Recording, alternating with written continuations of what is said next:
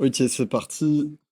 Alors, juste j'ai rajouté des trucs dans le cours, donc il va falloir que vous le mettiez à jour si vous l'aviez téléchargé. De toute façon, je vais rajouter des trucs assez souvent. Bon, ça fera moins de 200 pages ou 200 pages maximum, mais on les a pas encore, donc j'ai encore l'autorisation de rajouter des trucs. J'ai rajouté, donc juste je vous dis ce que j'ai rajouté. J'ai rajouté un exemple sur l'ensemble vide dans ZF et les Grundlagen de Frege. Voilà, bon bah c'est de la théorie des ensembles faciles. Et j'ai rajouté en fait une dernière partie qui s'appelle notions et distinctions conceptuelles. Et dedans, en fait, j'ai juste mis des textes qui sont pas des textes classiques, mais qui vous permettent, disons, d'introduire des distinctions dans vos dissertes. Donc, il y a la distinction entre règles constitutives et règles régulatrices chez Searle. Ensuite, il y a la distinction entre savoir que et savoir comment, knowing how, knowing that. Concernant les règles, ça c'est Ryle. Voilà, ça c'est vraiment des distinctions, elles sont pratiques, ça vous sert aussi en philogé, vous avez un sujet sur les règles, vous savez savoir que, savoir comment, règles constitutives, règles régulatrices, et dans le cadre de la logique, bah c'est super pratique, ça vous permet facilement d'avoir des transitions de parties assez simples, voilà, est-ce que la logique c'est pas simplement régulateur, aussi constitutif, voilà, c'est pas difficile, dans les chapitres à chaque fois, j'ai essayé de l'appliquer à la logique pour vous donner des pistes, après, moi je considère que mon travail, c'est plus de vous donner du content et après la problématisation, vous pouvez la faire vous-même et on n'a pas beaucoup de temps de cours. Du coup, bah, tout ce qui est réflexion, problématisation, c'est plutôt à vous de le faire et moi, je donne tout ce qui est technique et les fiches. Et ensuite, ouais, j'ai mis une fiche dans un livre de Katharina Dutil-Novaes. Bah, c'est une grande philosophe de la logique et contemporaine et elle a fait une sorte de typologie de toutes les différentes notions de ce que ça veut dire formel. Donc voilà, il y a deux grandes catégories. Il y a formel relativement aux formes au sens aristotélicien, et formel relativement à la question des règles. Donc c'est pareil, c'est une typologie qui est très pratique. Et ensuite, un truc d'un livre qui s'appelle de Georg Brun, Die richtige Formel, et c'est sur les différents sens du terme logique. Bon, c'est pas très intéressant, mais disons que si vous êtes un peu en galère, vous avez les distinctions, c'est pas très utile, c'est pas un auteur connu ni important. Mais voilà, vous pouvez même ne pas le citer le texte, juste ce que j'aimais bien, c'est qu'il distinguait logique formelle et la logique comme théorie formelle, et c'est pas la même chose. Et théorie, c'est un terme technique, voilà, j'explique dans le petit chapitre, mais on n'aura probablement jamais le temps d'arriver jusque-là. Et donc, alors attendez, maintenant, faut que je switch de document. Ok. Attendez, ouais. Est-ce qu'il y a des questions ou pas du tout par rapport au cours, à ce qu'on a dit, si vous avez lu des choses? Ah, par ailleurs, je suis allé à la bibliothèque de la DOI et j'ai un peu regardé les livres de logique et il y a un livre qui s'appelle La logique, un aiguillon pour la pensée.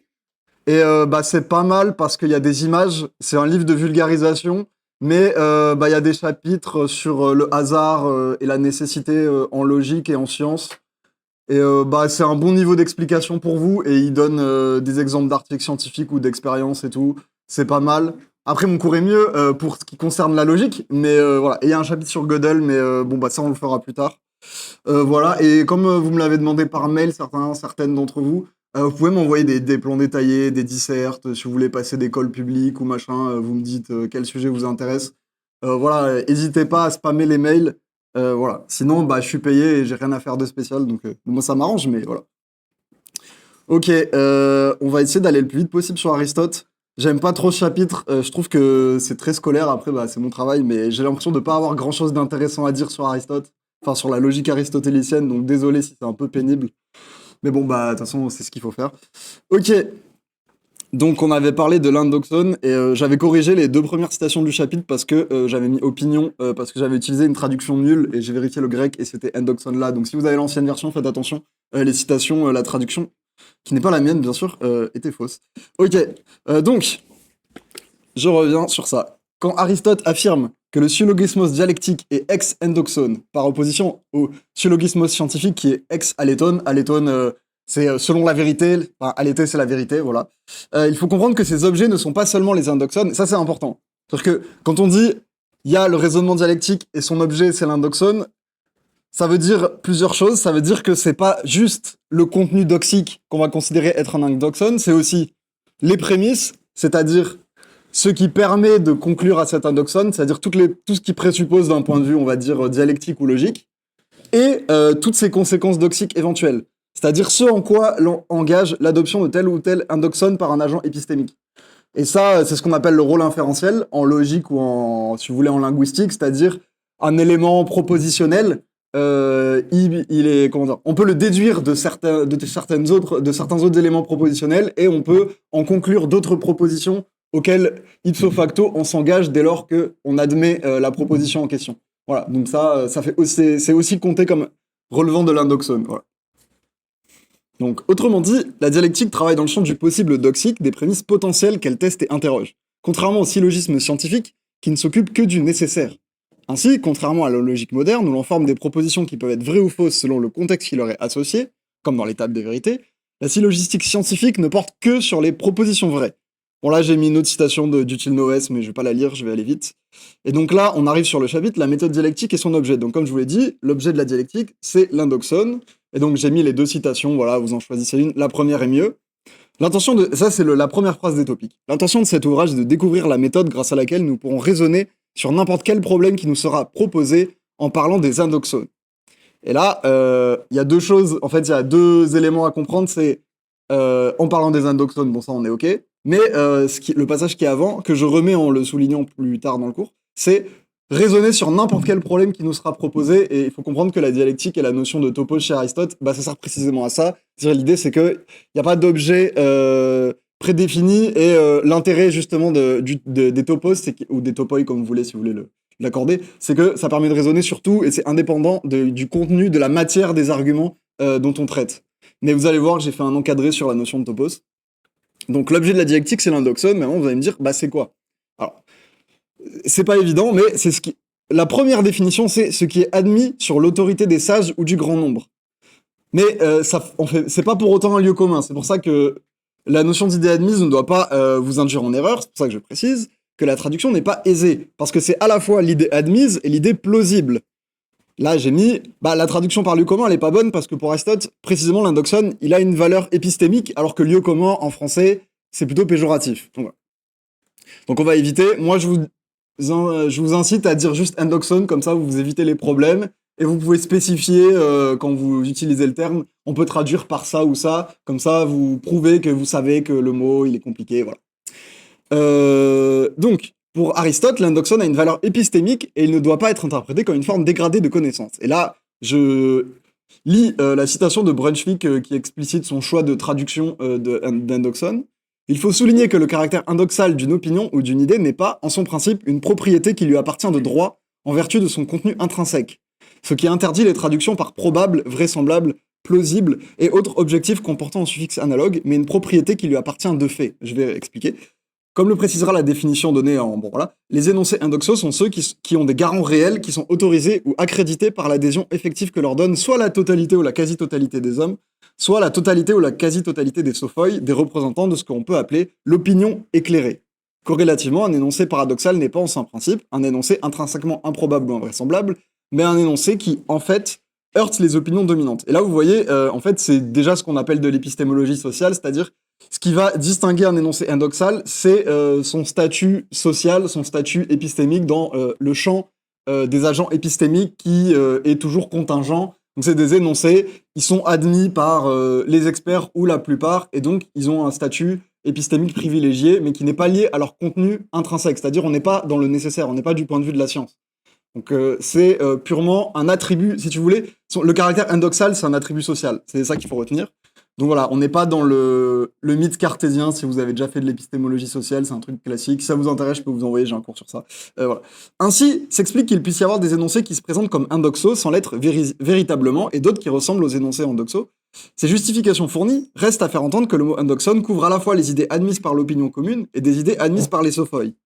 Je pense avoir approximativement préservé cette double possibilité en utilisant simplement l'expression d'idées admises. Qui, bon, vous en faites ce que vous voulez, moi je vous engage plutôt à dire endoxone, mais voilà, vous savez que lui, il traduit idée admise.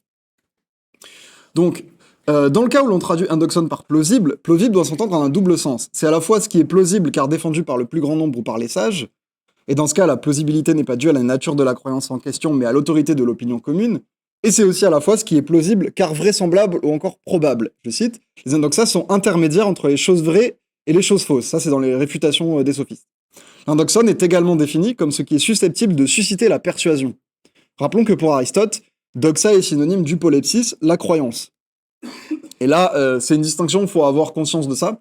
En fait, quand on dit doxa, notamment chez Aristote, mais je pense que c'est vrai aussi dans le reste de la philo antique, c'est à la fois l'acte de l'esprit qui adhère à l'opinion, c'est l'acte d'opiner, c'est-à-dire que c'est une disposition, et c'est aussi le contenu qui fait l'objet de ce même acte. Donc en fait, c'est pareil pour l'indoxone, c'est pas juste un contenu propositionnel, thétique, c'est aussi la disposition de celui qui opine, qui admet l'objet qui soit... Voilà. Donc, important, là, vous pouvez retenir la distinction entre doxa et indoxone, c'est pas tout à fait la même chose. Voilà. Dans les analytiques, Aristote oppose néanmoins la connaissance katadoxane à la connaissance kataléthéiane. Présente la doxa comme une espèce de croyance, upolepsis, qui s'oppose à l'épistémé. La science s'oppose à toutes sortes de connaissances conjecturales. Dans le terme indoxone, la connaissance par voie d'autorité est plus accentuée que dans doxa. C'est en fait plus ou moins la seule différence. Indoxone, et là, c'est important, indoxone s'oppose à adoxos, ce qui entraîne des conséquences absurdes, ce qui est le fait d'un tempérament dépravé. Donc en fait, si vous voulez bien comprendre Indoxone, vous prenez juste ce qui est considéré par Aristote comme son opposé, et c'est en fait ce qui est complètement absurde. Voilà, donc ça vous permet de comprendre que la notion d'idée admise, elle est pas tout à fait convaincante, mais bon. Voilà, bon là je rajoute, la nature admise de l'indoxone n'est pas, pour Aristote, un motif de disqualification. C'est à la science et à la dialectique d'en décider après examen de l'énoncé admis. Pour Aristote, la connaissance par voie d'autorité n'est pas sans rapport avec l'expérience. Parce qu'elle dépasse l'expérience immédiate, l'opinion partagée est préférable à l'expérience personnelle et nous offre un moyen de nous rapprocher du vrai, puisqu'elle est au moins vraisemblable. Et la citation de l'éthique à Nicomaque, ce que tout le monde pense doit selon nous être vrai. Alors ça vous fait bizarre, mais si vous savez, c'est un peu corrélé au... Si vous voulez, comme c'est plus abstrait, parce que c'est déjà plus commun, il y a déjà plus d'universalité, et si vous voulez, vous pouvez le rapprocher des passages d'Aristote sur la politique, où il dit, voilà, la démocratie, c'est comme un repas où chacun apporte son meilleur plat, si vous aimez bien Arendt, les lectures de la démocratie chez Aristote, c'est un peu la même idée, c'est commun, donc c'est mieux. Voilà, bon, je simplifie, mais l'opinion commune est plausible parce qu'elle est amplement partagée. L'indoxone, c'est aussi ce qui est susceptible de provoquer la persuasion, ça c'est un autre sens.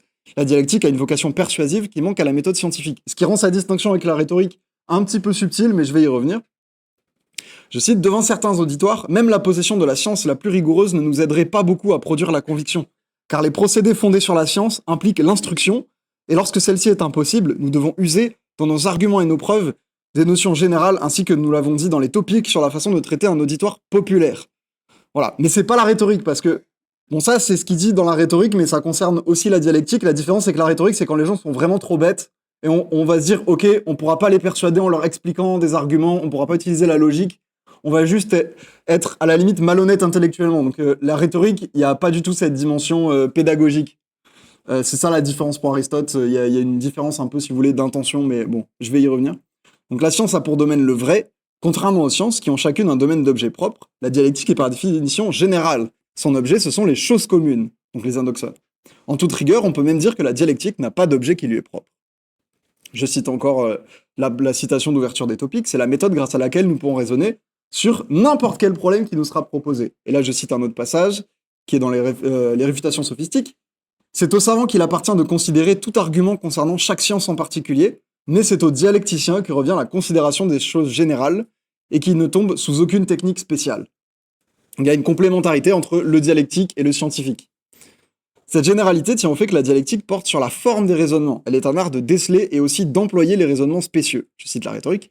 Il est clair que l'art d'examiner ne comporte la connaissance d'aucun sujet défini, car il est possible à quelqu'un qui ne sait pas d'examiner celui qui ne possède pas non plus le savoir. Tous les gens, même les amateurs, se servent en cette façon de la dialectique et de la méthode d'épreuve, car tout le monde entreprend dans une certaine mesure de faire l'examen des gens qui prétendent le savoir. Donc c'est aussi une manière de dire, si vous voulez, la capacité au raisonnement dialectique, logique, elle est déjà en puissance, si vous voulez, c'est pas un savoir contingent, c'est une existe, c'est une capacité qui est différente de celle, par exemple, qui est liée au savoir scientifique.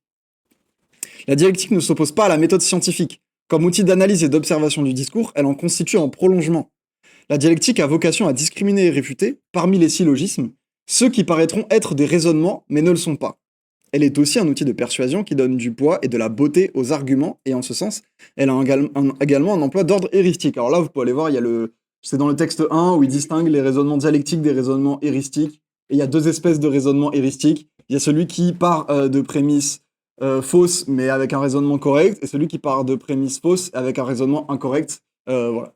Donc deux espèces de raisonnement heuristique opposées au raisonnement dialectique, mais encore une fois, bah, c'est dans le texte, et je vais pas lire les textes, on n'a pas le temps.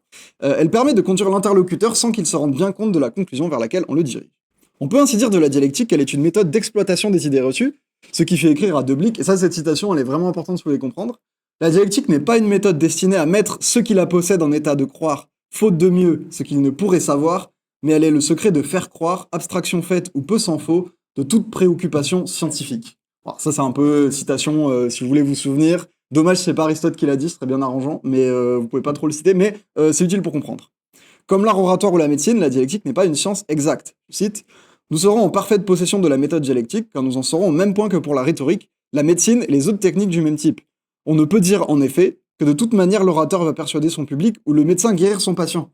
Mais à condition qu'il ne néglige aucun des moyens à leur disposition, nous pourrons dire qu'il possède adéquatement la science. Voilà, et là, la notion de topos. Alors, c'est une notion un peu difficile et j'ai eu beaucoup de mal à trouver une bonne définition et à vous en donner une qui soit satisfaisante. Mais après avoir consulté maints articles et autres commentateurs, je pense que normalement c'est à peu près clair ce que ça veut dire topos chez Aristote. Donc, Aristote appelle topos, lieu, les principes de tout raisonnement et de tout discours. Il ne donne pas de définition explicite, et ça c'est un problème, mais bon. Mais voilà, je vais vous donner les indications qui permettent de comprendre à peu près ce qu'il veut dire par là. Donc les lieux, alors ça c'est la citation qui n'aide pas beaucoup, c'est ce en quoi tombent bien des antimèmes ou ce à quoi nous abonderons en raisonnement. Alors qu'est-ce qu'il veut dire par là? En fait, les lieux, c'est des formules types qui correspondent à différentes situations dialectiques ou différents types de conclusions. Ce ne sont pas non plus des règles formelles abstraites, comme peuvent l'être les différents types de syllogismes décrits dans les analytiques. Si vous voulez, c'est des patterns de raisonnement qu'on peut retrouver dans plusieurs situations discursives, argumentatives, mais c'est pas non plus formel comme le syllogisme. Mais je vais continuer. Les lieux sont des repères qui permettent de reconnaître la forme d'une argumentation, quand bien même l'on ignore tout de son contenu.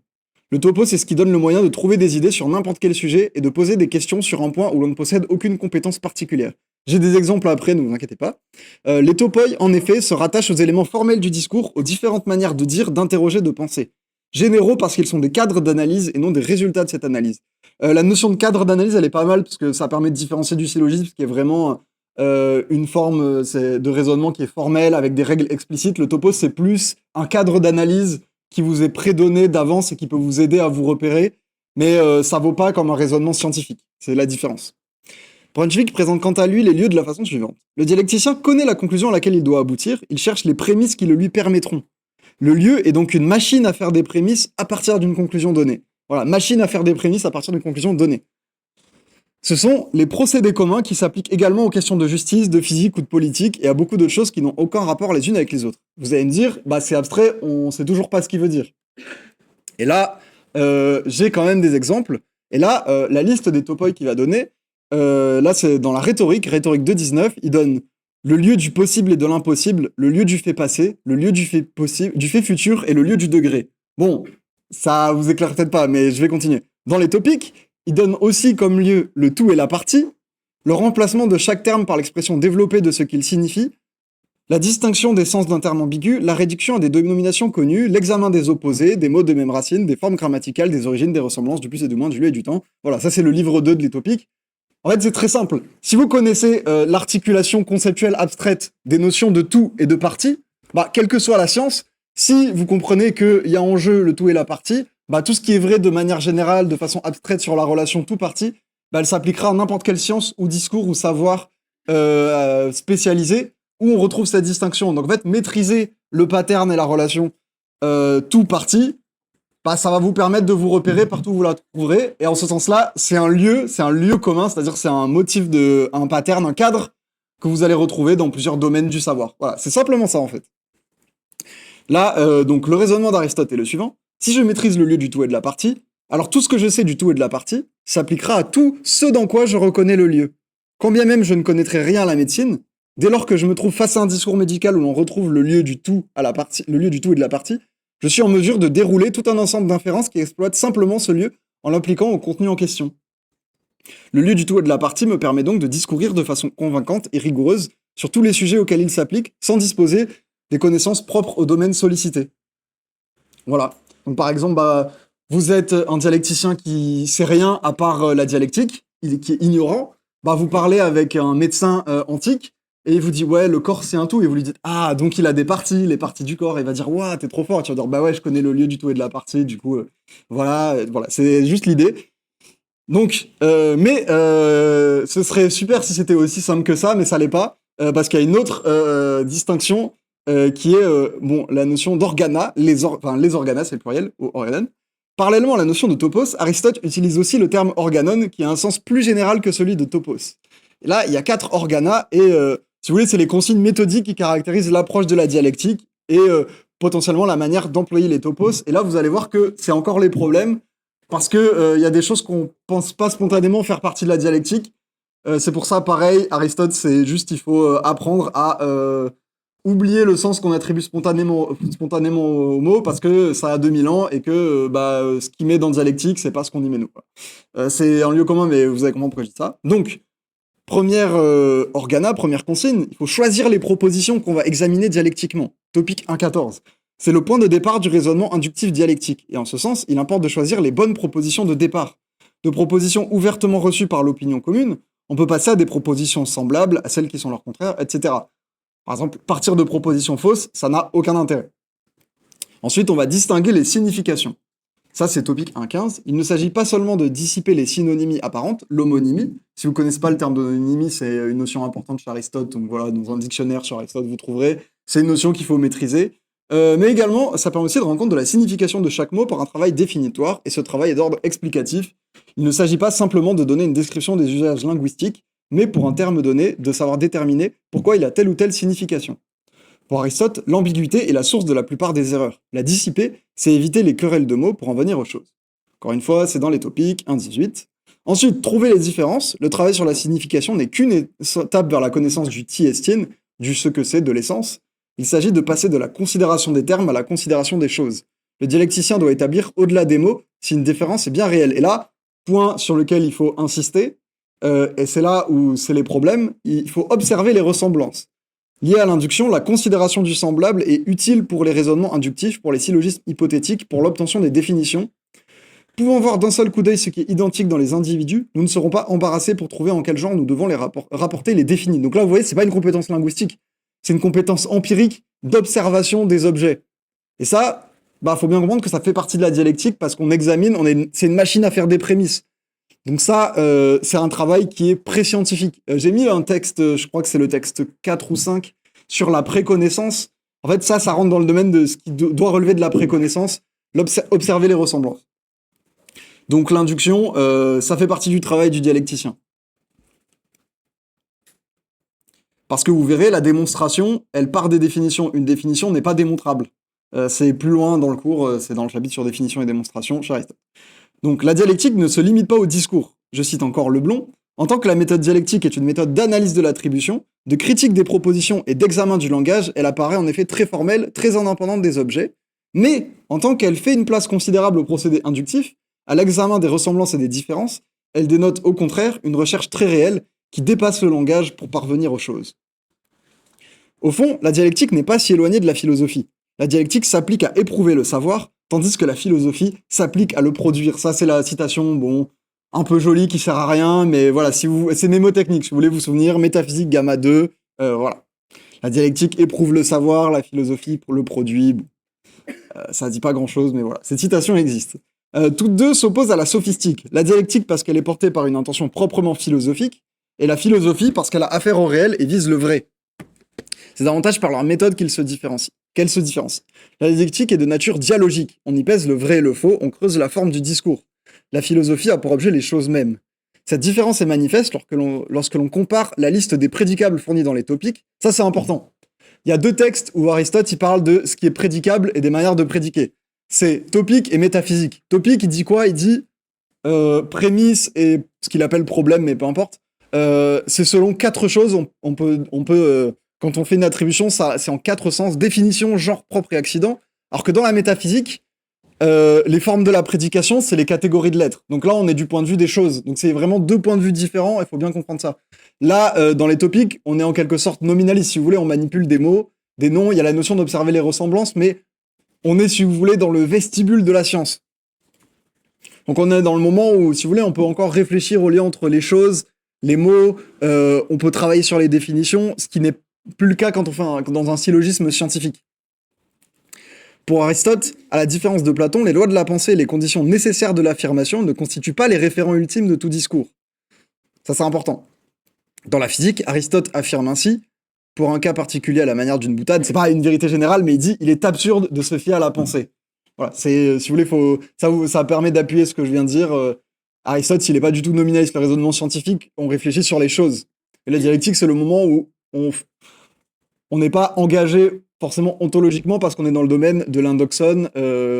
La question de la définition est en jeu, alors que dans le raisonnement scientifique, dans le syllogisme, la définition, c'est un donné. C'est pas un outil de définition, le syllogisme. Là, je vais citer Gilles Gaston Granger. En un certain sens, la dialectique est préalable à la discipline des analytiques. Les analytiques, c'est les syllogismes, en gros. Puisqu'elle fournit le moyen de discerner ce qui est susceptible de preuve et de reconnaître les principes dont il faut partir.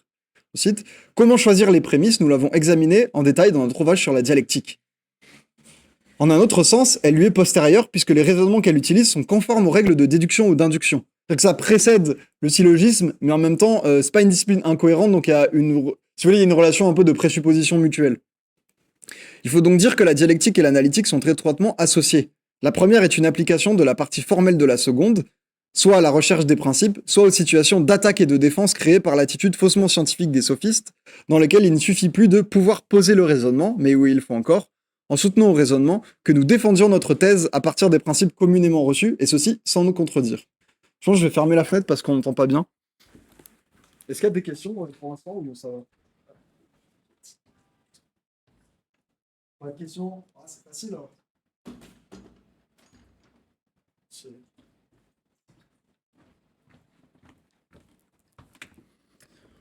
Ensuite, et là, je reviens sur la question de la rhétorique, parce que c'est pas forcément évident. Aristote, il dit qu'elle est le pendant, alors c'est antistrophos en grec, voilà, de la dialectique. La citation de Pascal, alors c'est pas moi qui fais le rapport, hein, c'est Granger. Pascal, il dit, il y a l'art de persuader, ça c'est la dialectique, et l'art d'agréer, c'est la rhétorique. Et comme je vous dis, la rhétorique, c'est quand les gens sont trop bêtes pour qu'on leur explique vraiment les choses. Cette dernière, en effet, la rhétorique vise à emporter l'adhésion de ceux qui ne peuvent recevoir une argumentation plus abstraite. Il lui faut alors tenir compte non seulement de l'objet du discours, mais encore du sujet qui parle et de l'auditeur. Parce que dans la dialectique, on ne tient pas compte du statut de l'auditeur. On explique en se disant ceteris paribus, dans l'absolu, un interlocuteur intelligent qui connaît à peu près les règles du raisonnement, il comprendra. La rhétorique, c'est « Ah ouais, mais je sais pas, vous parlez à un complotiste, un boomer, va falloir être malhonnête si vous voulez lui expliquer des trucs. » Voilà. Mais il n'en demeure pas moins que la rhétorique use de moyens de convaincre, et que de tels moyens de convaincre sont comme des espèces de démonstration, la démonstration constituant le moyen de convaincre par excellence. Mis à part donc les stratagèmes psychologiques qu'elle expose, la rhétorique proposera les mêmes formes de raisonnement que la dialectique, c'est-à-dire celles-là même dont les analytiques décrivent les règles de construction, l'induction et le syllogisme. L'un et l'autre seront seulement adaptés au but rhétorique par une formulation abrégée et par le choix des sujets traités. Je cite, « La fonction de la rhétorique concerne celle de nos actions volontaires que nous ne savons pas soumettre à des arts, et pour des auditeurs incapables d'embrasser une multiplicité d'une seule pensée et de déduire des conséquences lointaines. » Voilà, donc c'est quand les gens sont bêtes. Voilà, alors là, bon, les textes, c'est à vous de les lire parce que le cours il est long et j'ai envie d'aller vite. Voilà, juste je vais lire ça, les deux, voilà, ça c'est quand même important. Le paragraphe avec les définitions à apprendre par cœur. Donc, le raisonnement déductif, le syllogismos logos, formule d'argumentation dans laquelle certaines choses étant posées, une chose distincte de celles qui ont été posées s'ensuit nécessairement par la vertu même de ce qui a été posé. Ça, hyper important, sur l'épistémologie, la science, la philologie, c'est la citation canonique que vous allez trouver partout, donc c'est par cœur. Et il dit certaines choses ayant été posées, il dit pas certaines propositions. Donc là, c'est bon. Vous retenez ça pour plus tard. Et ensuite, c'est une démonstration. C'est pas la même chose que le raisonnement déductif, lorsque les points de départ de la déduction sont des affirmations vraies et premières, ou du moins des affirmations telles que la connaissance qu'on en a prend naissance par l'intermédiaire de certaines affirmations premières et vraies. C'est au contraire une déduction dialectique lorsqu'elle prend pour point de départ des idées admises. Voilà. Et la différence, c'est juste par rapport à ce qu'on prend pour prémisse. Voilà, bon, après, c'est à vous de travailler les textes, il n'y a pas le temps. Hop. Voilà. L'idée, c'est de vous faire souffrir. Mon objectif pour aujourd'hui, c'est de finir Aristote et de faire l'ensemble vide dans ZF, donc autant vous dire qu'on va aller vite. Et là, ça, c'est le moment que vous n'allez pas aimer, mais il faut le faire. Au début, je l'avais pas mis. Je me suis dit, oh, mais qu'est-ce qu'un syllogisme, Wikipédia, machin. Et en parlant avec mes amis qui font des choses plus histoire de la philo, ils m'ont dit, ouais, mais quand même, chiant, formel, il y a des formules, donc on fait qu'est-ce qu'un syllogisme. Donc voilà, désolé si vous avez l'impression que je vous prends pour des idiots, des idiotes, machin, mais bon, voilà. Donc là, j'ai remis la citation, voilà, parce qu'il faut la connaître. Donc je me dis peut-être passivement, ça va rentrer si je vous la mets partout dans le cours, peut-être à la fin, synthèse passive. Ok, donc un syllogisme, à ne pas confondre avec le terme syllogismos qui veut juste dire raisonnement, établit un enchaînement entre deux termes par le moyen d'un troisième. Aristote exclut explicitement toute autre possibilité. Si l'on se contente de poser une seule chose, jamais une autre n'en découle nécessairement. Voilà, bon ça c'est logique, si on dit juste un truc, bah, c'est pas une inférence, puisque une inférence c'est on passe d'une proposition à une autre. Voilà, il dit juste ça, mais deux thèses constituent le point de départ premier et minimum, donc c'est à minima deux thèses. Cette affirmation est précisée dans les analytiques seconds, on engendre la conclusion qu'au moyen d'au moins trois termes et deux intervalles ou prémices. Qu'est-ce alors que cette relation d'engendrement de la conclusion qui se joue dans le syllogisme? Et là, alors on vous a déjà appris des syllogismes, mais là j'ai mis des couleurs, parce que c'est vraiment, en fait, si vous comprenez pas ça, vous comprenez pas la suite. Et alors, je vais voir si j'ai un feutre qui fonctionne, parce que...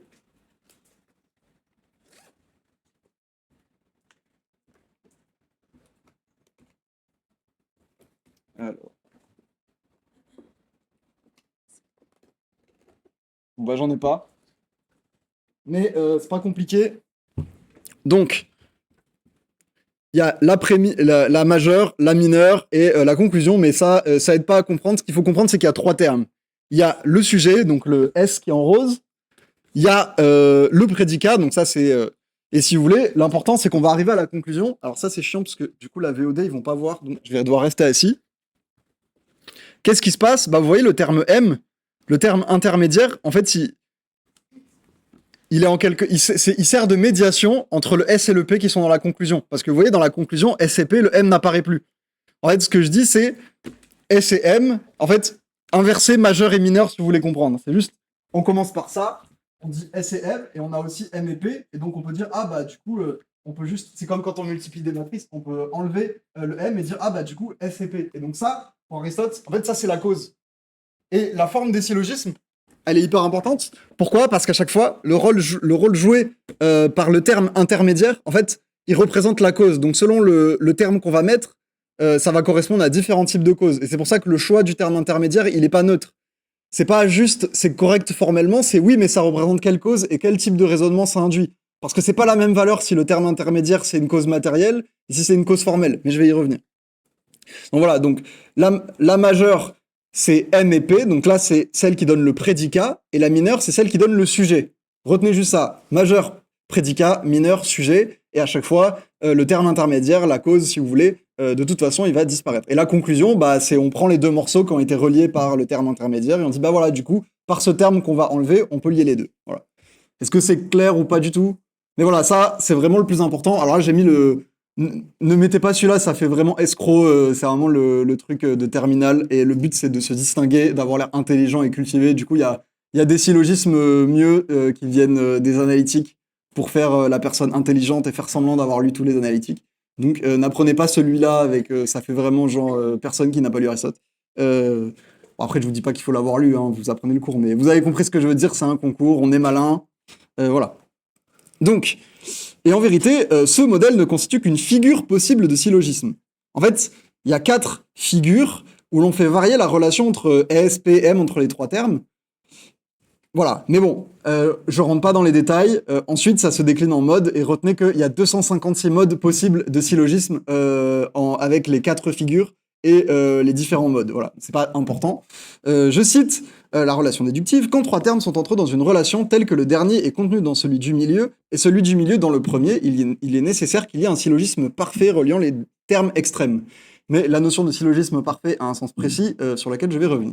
Donc, majeur, mineur et conclusion peuvent être formulés selon 4 modes: universel, particulier, affirmatif, négatif, ce qui donne 4 classes de propositions Voilà, on note A, E, I, O, bon ça, on s'en fout, et c'est une notation qui vient de l'époque médiévale, voilà. Donc ça, c'est l'aspect modal, les quantificateurs chez Aristote, tout ça, on va pas le faire. Mais voilà, retenez, ça, c'est les différents types de quantification qu'on peut attacher aux prémices. C'est pas important, et ça fait 256 possibilités différentes. Voilà. Il y a des combinaisons qui sont invalides quand même dans les combinaisons possibles, mais c'est pas important. Donc ensuite, j'ai mis la définition de prémisse et de moyen, donc je vais les lire quand même, ça c'est utile. Donc, une prémisse protasis, donc, est une énonciation qui affirme ou nie quelque chose au sujet de quelque chose. Cette énonciation est soit universelle, soit particulière, soit indéterminée. Voilà, bon, ça suffit, la première phrase. Le moyen, donc, j'appelle moyen, Mason, le terme qui est lui-même dans un autre et dans lequel un autre est, et qui est alors un moyen par sa position même. Et j'appelle extrême celui qui est dans un autre et celui dans lequel l'autre est. Voilà. Et on l'appelle moyen juste parce qu'il est au milieu. Voilà, ça veut dire ça. C'est pour ça que je vous conseille de plutôt de plutôt inverser majeur et mineur dans votre tête. Comme ça, il y a l'idée qu'on a juste à enlever le M et on a la conclusion. Voilà. Ok. Définition et démonstration. Là, on va rentrer dans les détails. Je cite, l'objet de la science et la science elle-même diffèrent de l'objet de l'opinion et de l'opinion, car la science porte sur le général et procède par nécessité, et il est impossible que le nécessaire soit autrement qu'il n'est. Là, bon, vous avez nécessaire, hasard, donc je pense que le nécessaire chez Aristote, normalement, vous allez être très fort dessus. J'espère, parce que j'ai pas prévu d'en parler en me disant que vous aurez un cours sur la science chez Aristote. Donc, voilà. Quant à Aristote, lorsqu'il affirme que la science procède par nécessité, alors désolé, ça va être rapide, je parle pas vraiment de la nécessité, mais dans le cadre de la syllogistique, cette nécessité est double. C'est la nécessité des prémices qui doivent être vraies et la nécessité du raisonnement qui doit être correct. Une démonstration procède à partir de prémices vraies, immédiates et premières. Et ça, retenez-le parce que c'est hyper important, parce que c'est pas le cas dans la logique moderne. En fait, que les prémices soient vraies, ça nous intéresse pas. Dans un système de déduction, une implication, elle est vraie quand bien même, on pourrait avoir des prémices fausses. En fait, la notion de forme du raisonnement, elle rentre moins en compte que dans la logique moderne, où l'interprétation est, si vous voulez, en quelque sorte indépendante. Bon, peu importe, mais on va pas rentrer là-dedans, mais voilà. La logique aristotélicienne n'est pas une logique purement formelle, elle est une logique du contenu. Sur ce point, il faut faire attention à ne pas tomber dans l'anachronisme. Le syllogisme n'est pas un outil de découverte, ça c'est la dialectique plutôt, mais un outil d'explicitation. Je cite encore Leblond, le syllogisme n'est pas instrument d'acquisition, il ne transforme pas la matière qu'il manie, et la certitude de la conclusion ne peut, en aucun cas, dépasser la certitude des prémices. Bon, mais ça c'est vrai aussi en logique. Hein, alors j'ai pas fait d'encadré dessus, mais je le ferai. La propriété de la sous-formule, si vous voulez, en déduction naturelle, ça veut dire quoi? Ça veut dire que je peux déduire d'une prémisse que ce qui est déjà contenu dedans. En fait, la logique ne peut que nous faire déduire des choses qui étaient déjà contenues dans nos prémices. Alors, d'un point de vue psychologique, ça veut pas dire que c'était visible, parce qu'il a fallu faire la déduction pour simplifier, mais ça veut dire que sinon, un raisonnement formel, il aurait aucune valeur si je pouvais tirer de prémices des choses qui n'y étaient pas au départ. C'est le but d'une inférence, voilà. Ok. La théorie du syllogisme a pour fonction de donner à la science une méthode en mesure de répondre à ses exigences. Le syllogisme est l'instrument de la science et non pas un outil formel ou calculatoire qui en serait indépendant. C'est pourquoi la nature même du syllogisme répond aux critères énoncés pour le savoir scientifique, ce qui est manifeste dans la définition qu'en donne Aristote. Et là, je remets la citation encore une fois. C'est un raisonnement dans lequel, certaines choses étant posées, quelque chose d'autre suit nécessairement par le seul fait que ces choses sont telles. Dans ce passage, c'est la dernière partie de la phrase qui est importante. Par le seul fait que ces choses sont telles. C'est-à-dire que la nécessité du raisonnement, le fait qu'il établisse un lien logique, tient à la nature même des choses sur lesquelles il porte. S'il formule des critères formels, Aristote ne le fait cependant qu'en vue de retrouver dans le syllogisme l'ordre naturel lui-même. Un syllogisme formellement correct n'est pas nécessairement vrai. Donc si vous voulez, qu'il soit formellement correct, c'est pas une condition suffisante. Le syllogisme parfait, et là c'est un terme qui a un sens précis, c'est celui qui restitue la nécessité du lien causal. Je cite, « J'appelle syllogisme parfait celui qui n'a besoin d'aucune autre chose en dehors de ce qui est posé pour montrer le nécessaire. » Et le nécessaire, c'est quoi? Cause formelle, cause finale. Au chapitre 11 du livre 2 des secondes analytiques, vraiment ça c'est hyper important, Aristote explique en ce sens que le moyen terme d'un syllogisme peut correspondre à chacune des 4 causes. Dans ce même chapitre, Aristote donne un exemple de syllogisme pour 3 des 4 causes. Donc voilà, j'ai fait un tableau avec des couleurs, et là, apprenez-en un ou deux par cœur parce que c'est l'exemple moins connu, ça marche hyper bien, et là vous voyez à chaque fois, en bleu, vous avez le type de cause, et ça correspond au moyen terme. Et donc, si vous voulez, c'est ce qui permet de rendre compte du lien du sujet au prédicat. Et là, exemple, alors là, il y a un gros piège et un truc, j'ai fait beaucoup de recherches pour comprendre, parce que c'est là que c'est les problèmes quand on lit Aristote, c'est que qu'est-ce qu'il donne comme cause matérielle? Il donne un raisonnement de géométrie. Donc là, problème, parce que géométrie, on se dit, c'est un peu comme des maths, ça devrait pas être Pourquoi c'est un raisonnement matériel de dire la moitié de deux droits est un droit, or l'angle inscrit est moitié des deux droits, donc l'angle inscrit équivaut à un droit. Là, je me suis dit, ok, problème. Pourquoi il dit que c'est la cause matérielle? Je vois pas le lien entre angle droit et cause matérielle. Alors, j'ai cherché, j'ai mis une note de bas de page. Vous n'êtes pas obligé de la lire. En fait, c'est parce que, si vous voulez, dans la géométrie antique, par exemple chez Euclide, montrer, c'est deikunumi. En fait, démontrer, c'est montrer, c'est-à-dire c'est faire une image. Et si vous voulez, en fait, Euclide, on parle d'axiomatique, mais c'est assez faux. En fait, les axiomes d'Euclide, c'est des consignes de tracé. Euclide dit, tu traces un trait, ensuite tu fais un autre trait comme ça, et tu obtiens telle figure.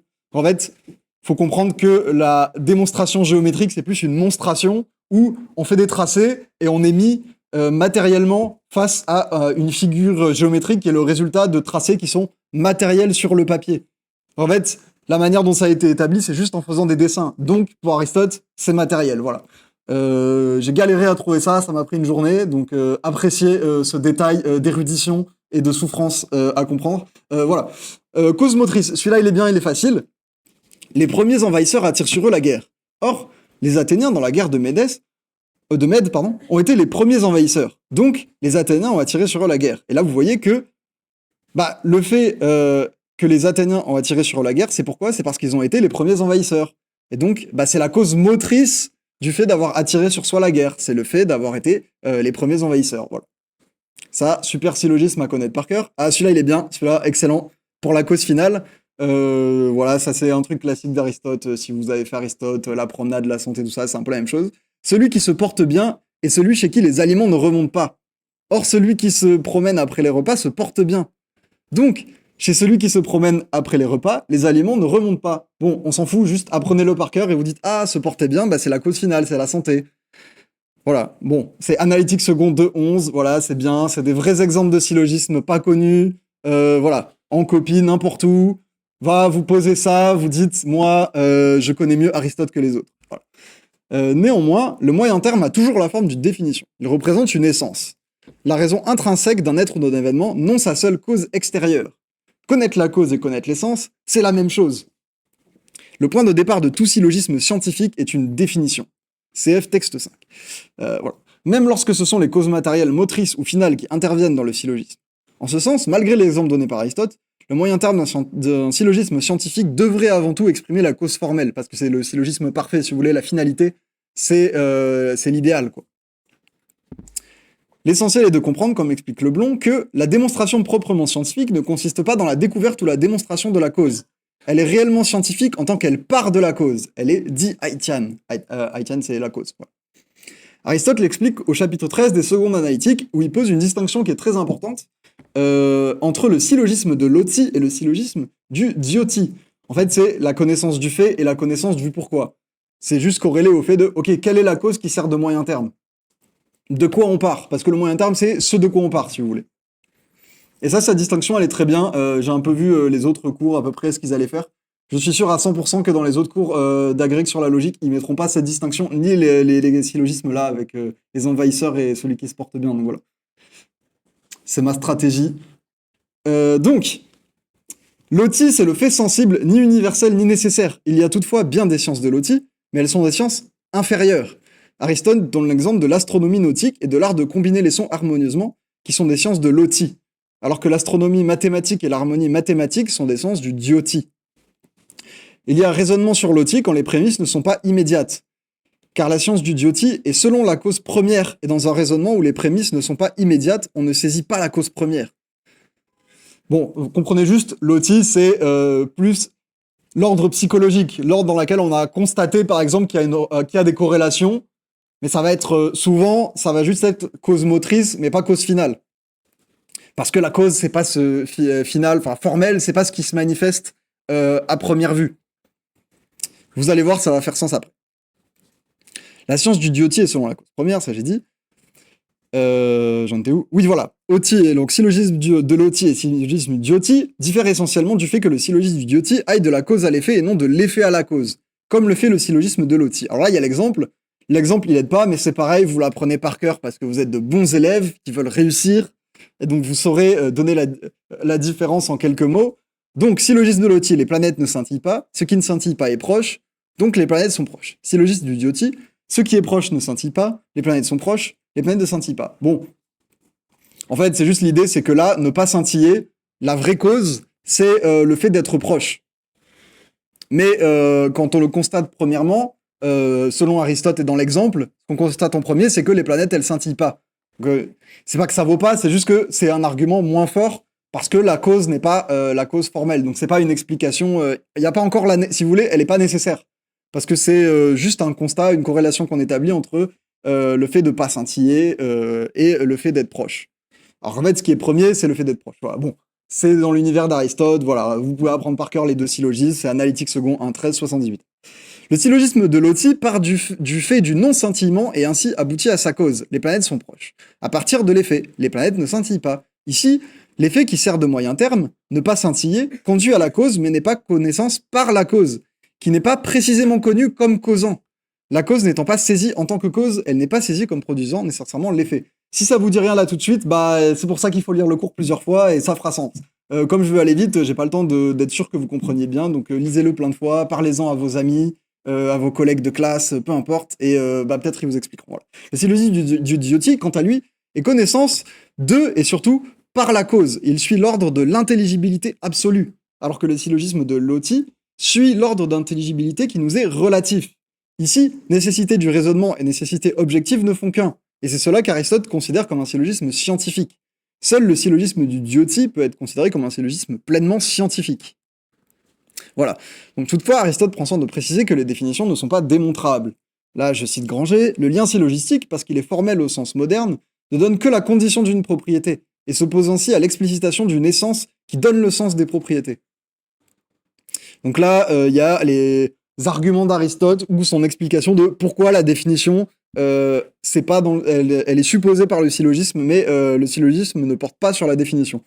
Je vais pas le lire, ça vous pouvez le lire si ça vous intéresse. L'idée, un des arguments forts, c'est par la régression. Parce que ça veut dire qu'il faudrait tout le temps des définitions de définitions de définitions, et donc arguments à l'infini. Donc il faut qu'il y ait des principes premiers indémontrables des raisonnements.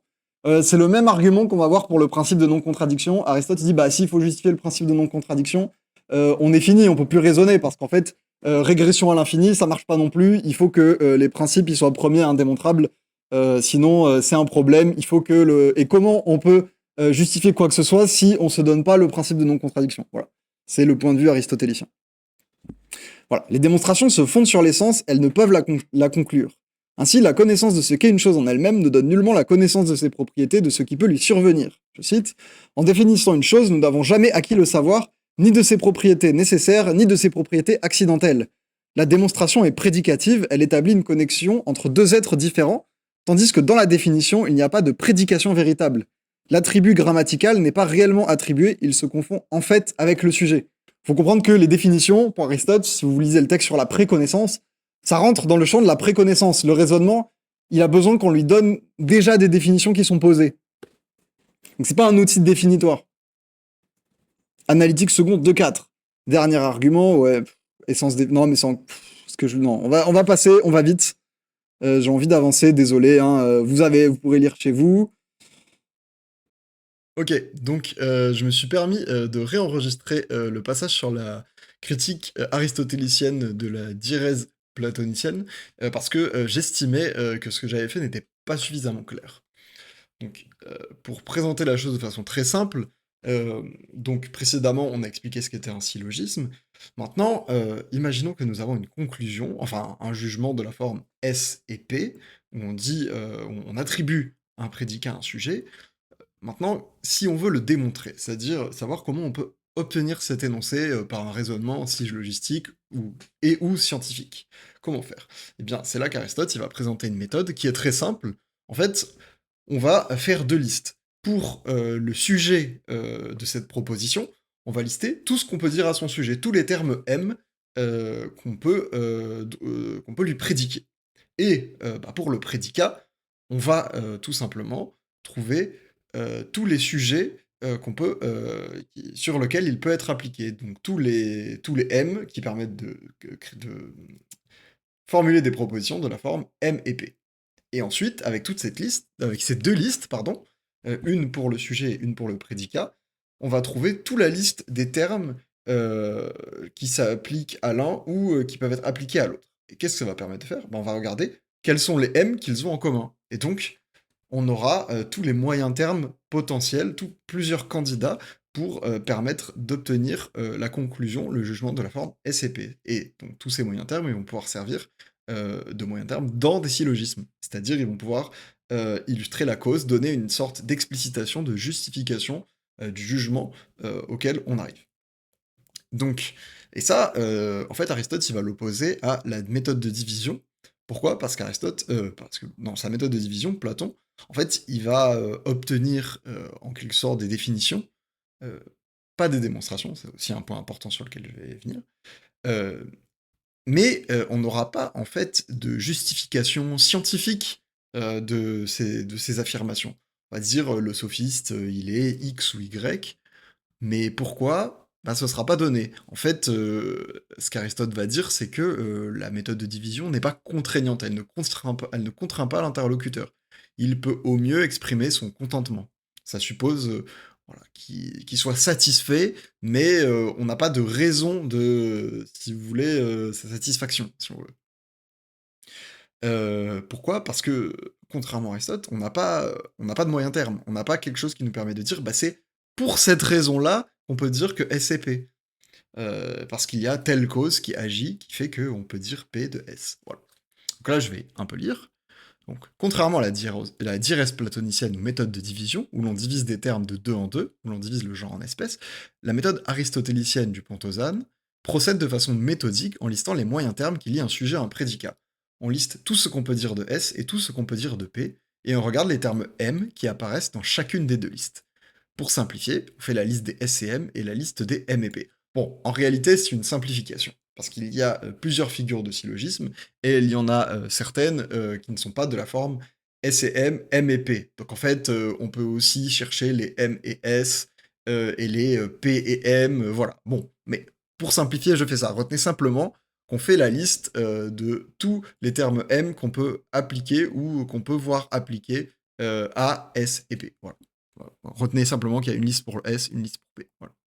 Les affirmations que l'on obtient sont donc de la forme syllogistique, alors qu'avec la méthode platonicienne, on obtient simplement la proposition qui servirait de conclusion à un syllogisme. C'est-à-dire que là, on obtient ce qu'on obtient avec la méthode aristotélicienne, c'est pas juste la conclusion, c'est toutes les manières possibles d'arriver à cette conclusion, tous les raisonnements possibles qui permettent de l'obtenir. Aristote, ici, estime alors que sa méthode est supérieure d'un point de vue épistémique, puisqu'elle produit non seulement des propositions, mais également la justification de ces propositions. C'est-à-dire que la conclusion est accompagnée d'une justification du raisonnement qui permet de l'obtenir. Non seulement on a le raisonnement, mais on peut le justifier parce qu'on a le moyen terme. Puisque l'on connaît le moyen terme qui sert de lien entre S et P, on sait pourquoi on peut dire que S est P, c'est-à-dire en vertu de quelle cause. La nécessité intrinsèque à l'acte de prédication nous est fournie en même temps que la proposition, c'est-à-dire le composé de S et de P. On obtient S et P et la raison pour laquelle on l'affirme. La cause, c'est-à-dire le moyen terme, qui sert de raison. Dans la méthode platonicienne, aucune nécessité ne se dégage de la diérèse, puisque l'on ne sait pas ce qui justifie les propositions et les distinctions établies. Pour reprendre la définition aristotélicienne de la science, dans la diérèse platonicienne, on ne sait pas pourquoi, certaines choses étant posées, quelque chose d'autre suit nécessairement par le seul fait que ces choses sont telles. Les distinctions établies par la méthode diérétique platonicienne sont sans fondement. Bon, en fait, on peut approfondir et vous pouvez le lier à ce qui précède dans le cours. En fait, Aristote, c'est aussi pour lui une manière de montrer que chez Platon, il n'y a pas de distinction claire entre définition et démonstration, et que en fait, la méthode platonicienne, la méthode de division, ce qu'elle nous donne, ce sont des définitions. Or, Aristote a bien dit, attention, euh, une définition n'est absolument pas une démonstration. Une démonstration a besoin que des définitions soient posées, mais une définition ne sera jamais une démonstration. Voilà. Donc en fait, en vérité, c'est le cœur de l'argument d'Aristote. Mais ça, je vous invite à relire le passage que j'ai écrit sur définition et démonstration, et également le texte qui est plus haut dans le cours sur la définition de définition chez Aristote. Bon. Cette critique aristotélicienne, qui présente la diérèse comme non scientifique, est à rapprocher de la définition aristotélicienne de la science du texte 5. Je cite, encore une fois, c'est vraiment la citation canonique. Nous pensons connaître scientifiquement chaque chose au sens absolu, et non pas à la manière sophistique par accident, parce que nous pensons connaître la cause du fait de laquelle la chose est, savoir que c'est bien la cause de la chose, et que cette chose ne peut pas être autrement qu'elle n'est. Voilà. Et, j'ajoute, ici, c'est de la relation de causalité que de la relation de causalité que le raisonnement syllogistique tire sa force, sa nécessité. Bon, là maintenant, j'arrive dans le cœur de la présentation de ce passage. Dans les premiers analytiques, 1.31, Aristote formule une critique de la méthode de définition par division, la diérèse platonicienne, qui rend manifeste la spécificité propre de sa notion de démonstration, la notion aristotélicienne. Elle permet de bien comprendre ce qui fait la spécificité de l'approche aristotélicienne et son apport spécifique à la philosophie de la logique. Aristote avance que la diérèse n'est qu'un cas particulier de sa propre méthode, qu'on a appelé a posteriori le pontosane. Et plus fondamentalement, il reproche à la méthode platonicienne de ne pas être contraignante. C'est une déduction sans force. La méthode platonicienne ne nous assure pas que l'on a épuisé toutes les démonstrations possibles au sujet d'une chose. Elle permet de démêler une définition, mais elle ne nous assure pas que l'on obtiendra nécessairement toutes les démonstrations relatives à une chose. Et en ce sens, elle n'est pas absolument contraignante. La méthode platonicienne ne permet pas de diviser pour recomposer par la cause, ce qui est l'apport spécifique de la syllogistique aristotélicienne, où le moyen terme exprime la relation de causalité. Si vous voulez, dans le syllogisme, on a la conclusion, mais on sait pourquoi on peut obtenir cette conclusion. On peut le justifier, on a le moyen terme. Michel Crubelier écrit ainsi, au sujet de ce chapitre, « Le Pontosane considère les relations entre des couples de listes qui se rapportent à deux termes posés séparément, alors que la méthode de Platon n'élabore qu'une seule série de prédicats destinés à définir un terme unique. Cela revient à dire qu'elle ignore en fait la fonction du moyen terme, qui est le cœur de l'analytique et qu'Aristote considère comme sa découverte essentielle dans le champ de la logique. Il en résulte, nous l'avons vu, que la diérèse ne peut pas être réellement déductive, et aussi qu'elle ne peut servir à produire qu'un seul type de proposition, à savoir celle qui énonce des définitions. Alors que la définition, pour Aristote, c'est dans le champ de la préconnaissance, on en a besoin pour faire des démonstrations, mais en fait, une démonstration, le raisonnement scientifique, il commence qu'une fois qu'on s'est déjà donné ces définitions. Donc c'est plus un travail de dialecticien, c'est pas un travail scientifique. À la méthode platonicienne, Aristote oppose la méthode du Pontosane, présentée au chapitre 27 et 31 du livre 1 des Premiers Analytiques. Ces chapitres, ils fournissent des instructions pour trouver les prémices d'une conclusion déjà connue que l'on souhaite prouver. Ce qui revient à chercher un moyen terme à même de lier les deux termes de la conclusion, c'est-à-dire notre S et notre P. Aristote recommande ainsi d'établir deux listes de termes, ou listes canoniques, chacune respectivement liée au sujet ou au prédicat de la conclusion que l'on souhaite démontrer. Pour une conclusion de la forme S et P, on liste, premièrement, tous les termes auxquels s'applique S ou P. Deuxièmement, tous les termes qui s'appliquent à S ou P. Et troisièmement, tous les termes qui ne s'appliquent pas à S ou à P. En fait, bon, c'est pas si compliqué que ça, hein. Peut-être que là, ça n'a pas l'air très clair. Simplement, dans le premier cas, on va faire la liste de toutes les propositions de la forme MS, M et S, ou M et P. Dans le deuxième temps, tout simplement, on va faire la liste des propositions de la forme S et M, et d'un autre côté, P et M. Et donc là, on va pouvoir voir quels sont les éléments, les variables, si vous voulez, peu importe, les termes qui peuvent servir de moyen terme, qu'on trouve à la fois dans la liste qui correspond à S et dans la liste qui correspond à P. Voilà. Bon, c'est ce que je redis là dans le paragraphe qui suit. Qu'obtient-on alors ? Liste obtenue nous permet de lister tous les moyens termes possibles qui permettent d'affirmer S et P. C'est-à-dire toutes les causes possibles, toutes les raisons en vertu desquelles on peut dire que S est P. Autrement dit, on obtient une liste de justification de l'énoncé S et P. Et les règles de la syllogistique nous assurent de la nécessité formelle du raisonnement déductif qui permet d'employer ces causes ou justifications comme moyen terme. Ce qui compte ici est de comprendre que dans la diérèse platonicienne, on divise un concept en listant ce qui tombe sous ce concept, mais on ne se donne aucune justification de cette relation d'appartenance, qui n'est donc pas expliquée. La diérèse repose sur le consentement implicite d'un interlocuteur. Elle ne force pas l'adhésion en s'appuyant sur l'ordre des causes. Ordre des causes qui est reproduit dans le raisonnement syllogistique. Là, on va citer le chapitre 27 des Premiers analytiques. Je cite, « Pour se procurer les prémices qui concernent chaque terme, il faut présenter les données de la façon suivante, en posant d'abord la chose elle-même, ses définitions et tout ce qui lui est propre. » Là, vous voyez, encore une fois, la définition, elle est supposée, en fait, par la méthode syllogistique. Puis, dit Aristote, après cela, tout ce qui est impliqué par cette chose, et encore tout ce qui l'implique, et tout ce qui ne peut pas être le cas pour elle. En fait, là, ce qui veut dire, c'est ce qu'on a dit avant, c'est-à-dire les termes auxquels s'applique S ou P, et les termes qui s'appliquent à S ou P. Voilà, c'est simplement ce qu'il est en train de dire. J'en étais où? Voilà. Oui, bon, j'ai fini la citation. Maintenant, la confrontation de ces deux listes permet de repérer les termes qui figurent dans chacune d'elles, et dont on sait alors qu'ils peuvent servir de moyen terme pour obtenir une conclusion donnée. Là, c'est les termes qu'on reconnaît, qu'on trouve à la fois dans la liste des termes qu'on peut appliquer ou qui sont appliqués à S, dans la liste des termes qu'on peut appliquer, ou qui sont appliqués à P. C'est pourquoi, si l'on pose ce qui est le cas pour chaque chose, il est dès lors en notre pouvoir de faire apparaître aisément les démonstrations.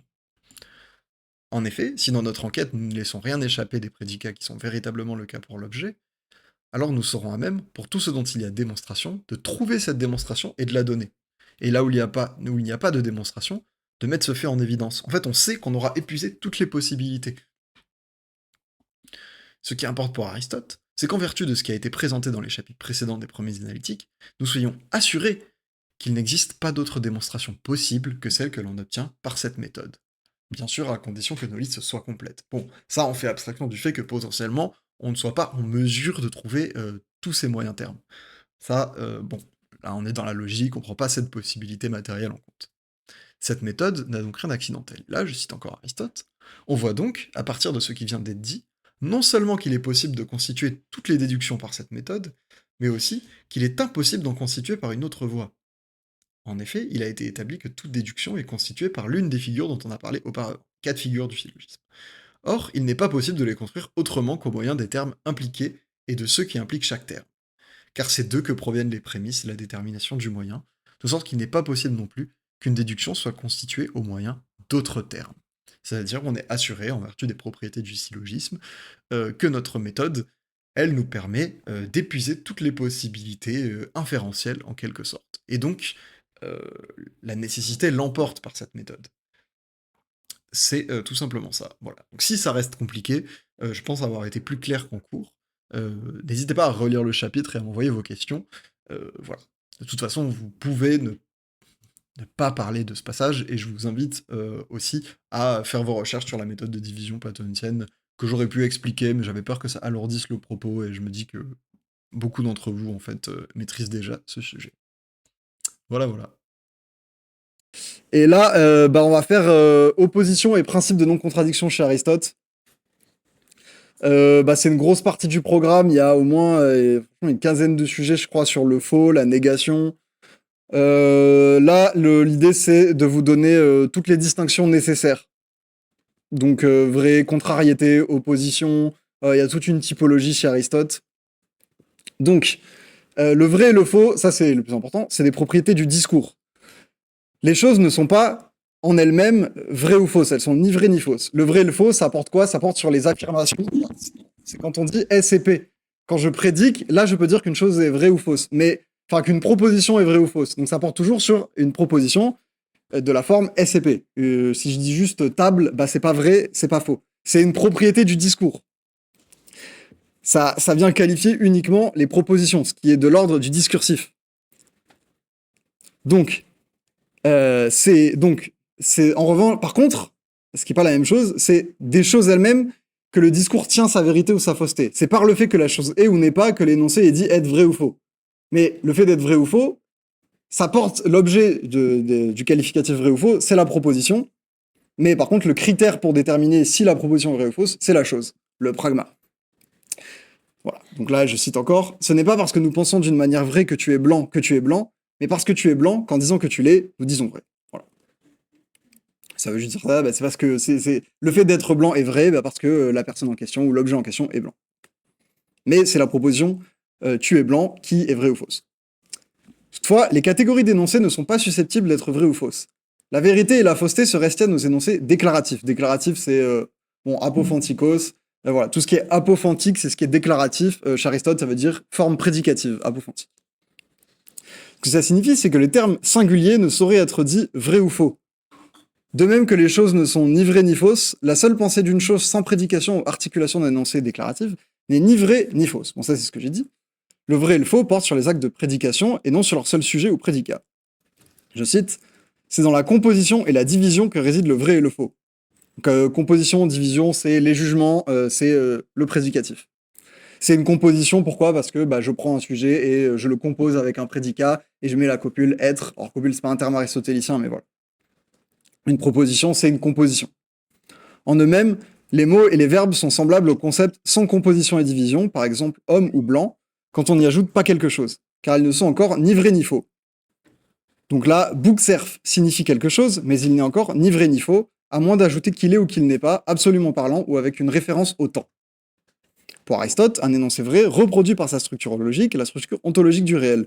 Là, donc, définition du vrai et du faux, citation encore importante. Alors, si elle fait pas sens tout de suite, c'est pareil, malheureusement, je peux aller vite. Voilà, vous la prenez, ça fera sens, elle est pas compliquée.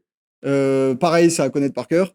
Dire de ce qui est qu'il n'est pas, et dire de ce qui n'est pas dire qu'il est, voilà le faux. Dire de ce qui est qu'il est, et de ce qui n'est pas dire qu'il n'est pas, voilà le vrai. Là, vous voyez, il y a quand même, il dit bien, faut bien comprendre qu'à chaque fois, il y a dire, j'insiste sur le terme dire, c'est dire de ce qui est qu'il n'est pas, et de ce qui n'est pas dire qu'il est. Donc si je dis juste un mot, le nom d'une chose, mais que j'en dis rien, même si c'est un objet non existant, ce sera ni vrai ni faux. Voilà. Donc là, après, c'est un commentaire des catégories 10. Les différents types d'opposition, il y a, je vais tous les faire en revue, parce qu'il faut bien, mais ça, vous avez un sujet sur la négation. Voilà, ça fait une première partie gratuite. Vous savez, dire la négation, c'est pas ça, c'est pas ça, c'est ça. Donc on va les faire. On peut prendre 2 minutes ou 5 minutes de pause maintenant, si vous voulez. Voilà.